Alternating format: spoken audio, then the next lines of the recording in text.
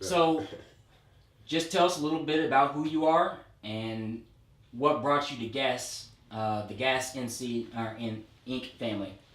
All right, bro. Well, I'm Knight. You know what I'm saying? I honestly feel like I'm probably one of the most goofiest niggas out the crew, but you know what I'm saying? What brought me to Gas, man? Honestly, to be real, is I just saw how they was moving. You know what I'm saying? And I remember it was a show at what was it? The upstairs room or whatever. Jazz House. So there was a show at the Jazz House, and that was really the day where I kind of sealed it with him. You know what I mean? And we kind of linked up and we talked and everything like that. And I don't know. I just saw the way they was moving, and I wanted to be a part of it. And I felt like, you know, I had something that I could bring to the team. You know what I mean? I feel like I could bring something really good. So Right. I don't know. I saw how hungry he was. You know what I mean? Saw the hustle. You know what I'm saying? Yeah. It kind of matched your own, yeah, right? You know? Yeah. So I saw how hungry he was, and I saw the hustle. You know, and I'm also friends with this guy named Trav. You know what I'm saying? Shouts out to Knock. You know what I'm saying? All right. And he was telling me about how, like, back when they was working, you know what I'm saying?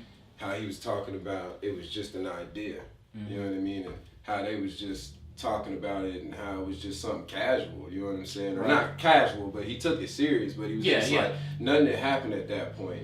He was just talking about it. Right. And to see the way that he had turned it over from just an idea to where it's at now, you know, that was kind of like, oh yeah, you know, I definitely need to link up with him, because if you mix me with that, there's no limits, you know what I'm saying? So I could really go, you know what I mean? Like, I could really take off with that, you know what I mean? And like, I don't know. I just saw the passion there, you know what I'm saying? And I'm a hungry myself, so I wanted to get on board, so I did. That's what's up. Okay. So are you originally from Top City, speaking? Yeah, I don't know if that's good or bad, but yeah, no doubt. I'm originally from here, you know, born and raised. Tell us about more your experience here. You coming up, growing up, you know what I'm saying? You know, doing what you know, living your life. I mean, you know what? Well, I mean, shit. I mean, just kind of elaborate on where you know. I mean, I done went up through a lot of highs and lows in life. You know what I'm saying? At one point in time, I got hit with a crazy lump sum of money, you know what I'm saying, and balled out with whoever I was with at the time, and we were spending it on stupid shit and going crazy and doing stuff like that. Okay. And then, you know, I have an extreme high, and then, like, I don't know, like, something happened. Mom passed away, got hit with that super low, had a big crazy depression, and all kinds of shit, and then we have another high, and then we bouncing back and forth. But I don't know. It's just one of the things that always stayed real through all that was the dream for the music, though. You know what I mean? That's what's up. Real talk. That's what's up. So that kind of really brings me to my next question. Is when did you know that you could rhyme, or you know what got you into hip hop? What made you love? What was your passion? What is your passion and your love for hip hop? And when did you know that you could really spit like you spit? You know what I mean? I mean, I knew I could spit for a while. You know, I didn't take it serious until after high school. But you know, that's even how I got my name, was back in high school. They had this place at Topeka High called Vendo Land, and it's like this little, like, it was next to the gym. I do believe it's been a while since I've been in T-Town, but. It was right next to like the gym and shit, and it was like nothing but vending machines down there. And so we would always go down there, and it would be somebody, you know, doing like banging. They'd be banging on one of the vending machines. Oh, okay. They'd be banging on one of the vending machines, and then you would, like, people would rap. When I first went down there, I was just one of the dudes that was making the beats on the vending machines because I was scared to rap. And then I don't know, eventually I got bold enough to start rapping, and then, like, it was a big deal to get named. As stupid as it sounds, it was a big deal to get named by upperclassmen. When you was like, so like sophomore year, I was killing niggas, and I was murdering like the, you know, the upperclassmen and shit. Right. And I got named by you know, upperclassman Nitemare. So you know what I'm saying? So you just murdering him, so you were he, Nightmare. He said some little slick shit like, oh, you killing him, like, it was corny, but he's like, you kill him, you see him in his dreams and shit, the way he be killing him. You know what I'm saying? So, that's how I got into rapping and shit like that. And like, why I really started rapping? I mean, it's like a drug. You know what I mean? The real talk. It's like a high. Like for real, bro. Like getting in front of people, like, just spitting. You know, I'm just like to me, it you know, the money is real good, and you know the power, you know, the money's real good, but the power of having the influence with just nothing but your mouth, you know what I'm saying? Nothing but what you saying. Your words and your words influence people. Your words just being able to like when you do shows, you know, example, I've done real good shows, and I've done like some flops. Mm-hmm. So when you do a show that's like everybody's being responsive and they're doing what you said, and they seem real in tune to what you saying as you spitting and everything like that, it gives you like an uprising. Like it makes you feel like the fucking shit. You know what I mean? Right. Now when you got a show and you got some flops and people don't seem really in tune to shit, you still motivated, but it kind of kills your buzz. You know what I'm saying? Kind of crashes you. You know what I'm saying? Yeah. So. You know, you're pretty addicted to, you know what I'm saying? I just like that. Bro, there's no other feeling. There's no better feeling than being in the studio making music, and then honestly, doing shows is like, nothing feels better than doing shows. So what does Nitemare write about? What, I mean, you know, if for somebody who hasn't heard you or anything like that, what do you write about? And then again, a two-part question. You know, who are your influences, and do you also listen to other genres of music? Yeah. You know, does any other influence of music, you know, affect, you know, your writing or whatever? I mean, a little bit. I mean, but mainly, what do you write? What does Nitemare write about, really? I mean, I try to mix it up. I try to write about everything because coming at it like a business aspect. That's where I think a lot of rappers fuck up, is that they only write about like a certain thing, you know what I mean, or they put themselves in a small bubble. Right. So I try to write about a little bit of everything, whether it's a girl track or like some real heartfelt like in the darkness type of shit, right, or just some balling out type of shit. I feel like a cocky nigga today, or you know, I'm fucking high as shit, you know, smoking this green. Like what I try to do is that like I try to bring like 9 different emotions on one album. So if I can do that, instead of just getting like this fan base and this fan base, essentially I'll be able to get a little bit of everybody's fan base, because you want to touch everybody. Because I'm trying to, you know, I'm trying to have somebody listen to the album and be like, the true fans are gonna be like, oh, I love the album all entirely. But then you're gonna have the fans that are gonna be like, oh, but I really like these three tracks, or I really like these 3 tracks, or I really like these 2 tracks. But it's because of how I changed up the emotion on the track. So really, honestly, I like to touch base with everything. Because I'm trying to appeal to everybody. Because why limit my pockets? Right. Why limit my pockets when you think of it as a business?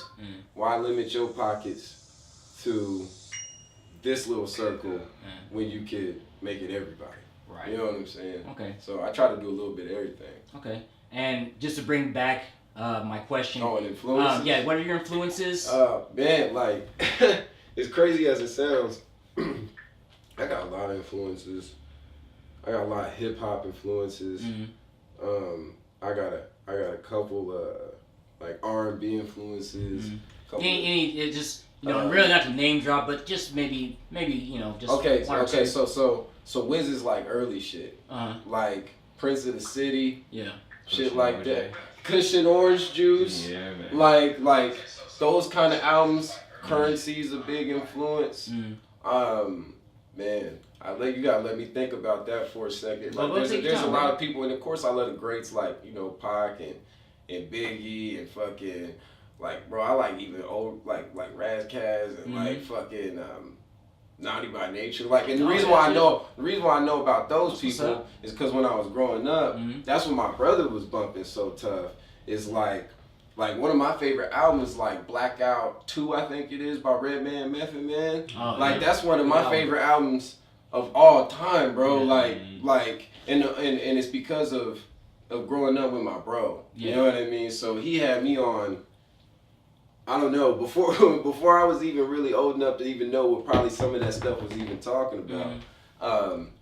My bro had me on a lot, like KRS-One. Like, some dudes my age don't really know who the fuck KRS-One is.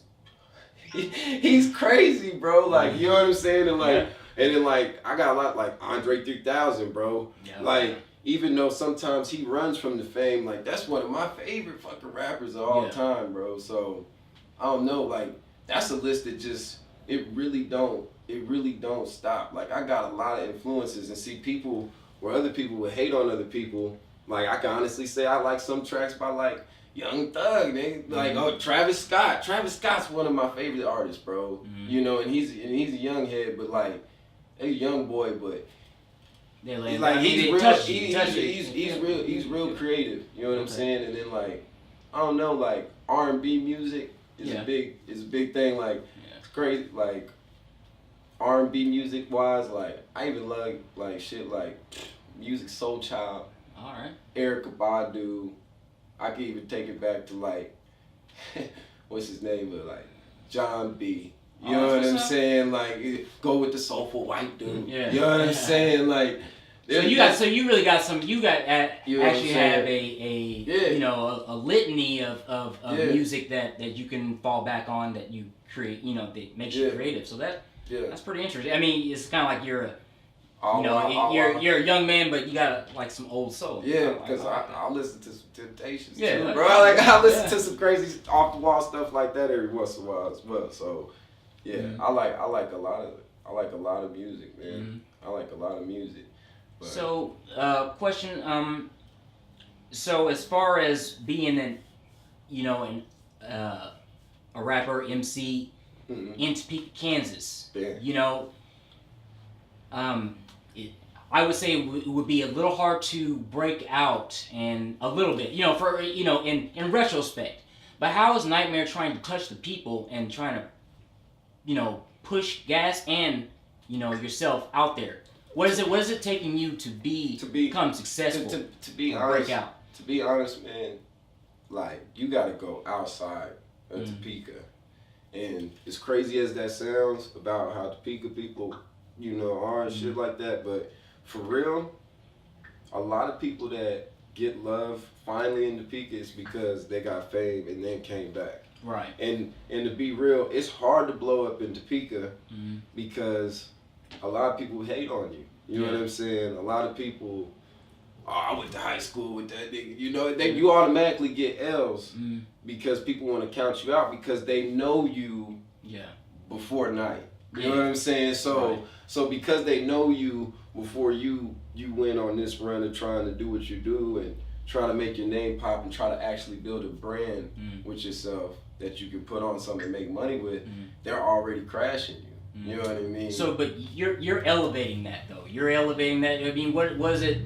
For some young cat or whatever that just feels that he can't make it in Topeka or whatever, you know what I'm saying? You're an example. What would you tell this cat? You know what I'm saying? I mean, really, it's all about being consistent and living with a motto of no excuses. You know what I'm saying? As long as you can just honestly just give yourself no excuses and just keep it pushing and be consistent, you'll do good. You'll be just fine. You know what I'm saying? And I struggle with that myself. You know what I mean?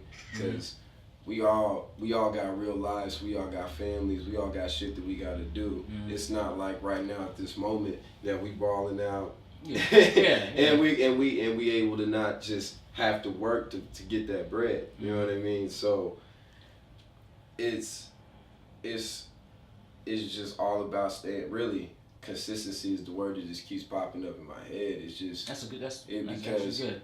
Especially in the lane of 2017, where you got your audience that's really gonna get you money. I call them fast food listeners. Now the true hip hop fans, they listen to albums and stuff like that. Study it. But the 90% of the people that actually gonna buy your stuff and buy your albums are people that only listen to hip hop, maybe from their work, from their house to their workplace. You know what I'm saying? On Pandora, You know what I mean? Stuff like that. So you really gotta you really gotta make some good music to really stand out and just go hard with it and be consistent. Because if I make a real good slapper, and I've done that before, if I make a real good slapper and promote it and promote it and promote it and then just fall off and don't make no new stuff, then it's like they only gonna, especially now, they only gonna love that single for so long. So you gotta keep cranking and you gotta put yourself on a pattern of making consistent music, which is, like I said, it's even hard for me. You know what I mean? Yeah, so I feel you. Yeah. So I heard you spit, like, you know, earlier, or I heard, you know, some of the tracks, and, you know, they're nice. Yeah.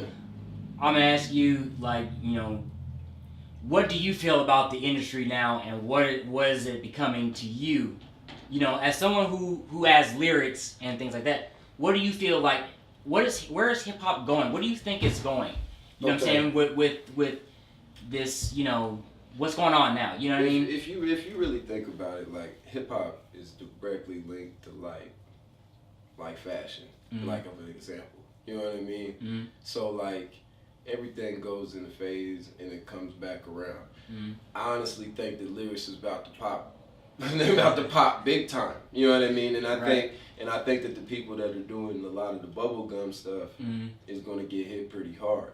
You know, but I'm not opposed to it. You know what I'm saying? I'm not a hate dude. Like, as a matter of fact, like, I like a lot of new stuff. Not all of it. You know what I mean? But I like a lot of new stuff, bro. Where some of my friends, they like, man, that's fucking terrible. Like, I'm open. You know what I'm saying? And you gotta hear it how they hear it. You know what I mean? So I'm open to a lot of new stuff, but I honestly think lyrics about to come back. You know, full circle. Well, you know what I'm saying? And they've been on the cusp of like popping right back up, because you know, there's no way, if lyrics aren't a big deal at all, then there's no way somebody like Kendrick Lamar could be where he's at right now. If lyrics aren't a big deal, because he eats off lyrics. You know what I'm saying? So, you know what I mean? Like, oh, it's coming. You know what I mean? But do I think that it's going to necessarily stop this one or stop this one? I just think what's going on is that music is, especially when you just say hip hop, like hip hop by itself almost needs subgenres inside of it now. Like, it really does. Like, hip hop needs like hip hop and then this kind of rapper, lyric rapper, mumble rapper. Category, yeah, it needs like, you know, it needs like its own categories in it now. It's own thing. Lane, right? But do I necessarily feel like it's a bad thing? Nah, you know what I mean. I don't necessarily feel like it's a bad thing. So you kind of feel that music is, or hip hop is actually making kind of a transition, or hip hop is actually kind of breaking up a little bit. I mean, as you talking about subgenres or whatnot. You know what I'm saying? As breaking up, I don't want to say. I don't want to say breaking up, but like, like when people say hip hop now, it's way more a broad view than it would usually be than what it is now. Because you can't put somebody like, it's hard to put somebody like Kendrick Lamar in the same boat as like Lil Uzi Vert or what's the boy with the red Cheeto hair. Fuck. What's his name with the song Broccoli? You know what I'm talking about? I don't know what his name is. I can't remember his name. Lil Yachty. Yeah, Lil Yachty. Yachty. My bad. But like, you can't. It's hard to put them in the same boat with them because there's completely different styles. You know what I'm saying? So it's just, there's always been unique people, and I think that's kind of what it's doing, is that while a lot of old heads are sitting here bitching about it, it's like, really you should be happy about it, because it's kind of going back to the way it was, where it's like, now there's always going to be a lot of biters, especially because there's money involved now, and it's the digital age. And 2017, you can put anything on anything. Right. But the way it is, it's like, I don't know, man. Like, you can. Oh my gosh, question again, my fault. I just kind of lost it for a second. You're good. You're good. You're good. Back. It's just, you pretty much answered the question. And, you know what I'm saying? Basically, you know, it's what I was asking was, instead of saying breaking up, what I shouldn't have said, I should have said, you know, about the subgenres. And you answered the question. You know what I'm saying? I mean, but it's just, we'll take it from there. You know what I mean? But yeah, it's like some people get mad about it. Like you got the young kids that are sitting over here saying fuck the old heads. Yeah. You know what I'm saying? If they like the old music, and then you got the old heads sitting over there going, "Oh fuck that shit," because it sounds simple and they mumbling or they doing that. Yeah. But you hear some of that shit when you like, if you really turned up or you like really fucked up or you in the club or something like that. Some of that shit slap really good. You know what I mean? Some of that shit go, really well. It just, you got to be in a certain mind frame for it. Right. But I don't think it's bad. Yeah. And some people be like, no, fuck these niggas. Fuck Lil Yachty because he didn't know about Biggie. Fuck this nigga because he didn't know about that guy. So. But I mean, it's cool that your answer, you're kind of more open to it. So you know what I'm saying. So. Pretty much last question. Okay. Where if someone is trying to find Nitemare, where can we find them? You know what I'm saying? And just let us know. Where we find you at. So I'm on SoundCloud, Nitemare 785. That's Nitemare 785.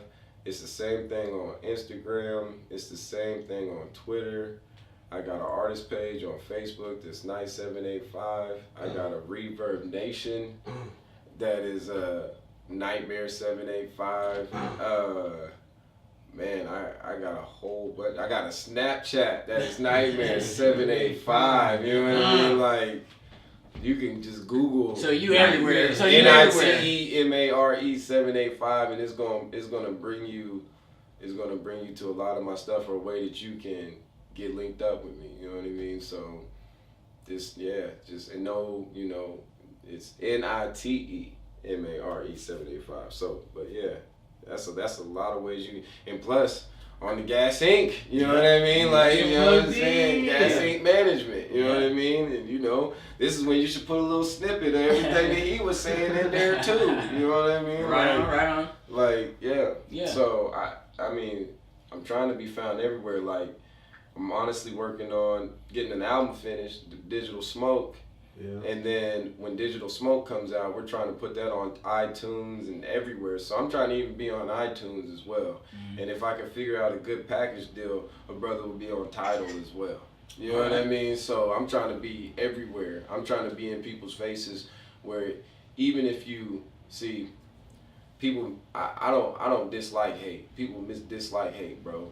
Because really, honestly, even if you hate me in a way, there's a borderline, real thin borderline between love and hate. So even if you hate me, you know what I mean, or you love me, I'm still always in your brain. You know what I'm saying? So I'm trying to get to that point, like I don't want to be as bad as Lil Wayne was. But like, I want to be that consistent where it's like, God damn, this nigga dropping another album. He just dropped an album 4 months ago, and he's dropping another mixtape. Now he's dropping the album, and then he's being featured on this song. He got another video coming out. I can't even keep up with all the shit he's doing. Right. You know what I'm saying? So I'm trying to be all over the place. You know what I mean? And we try to make it happen, because you ain't got forever. You know what I mean? Right. And we trying to make a legacy for real. And not no bullshit. You know what I mean? So just trying to go in. All right.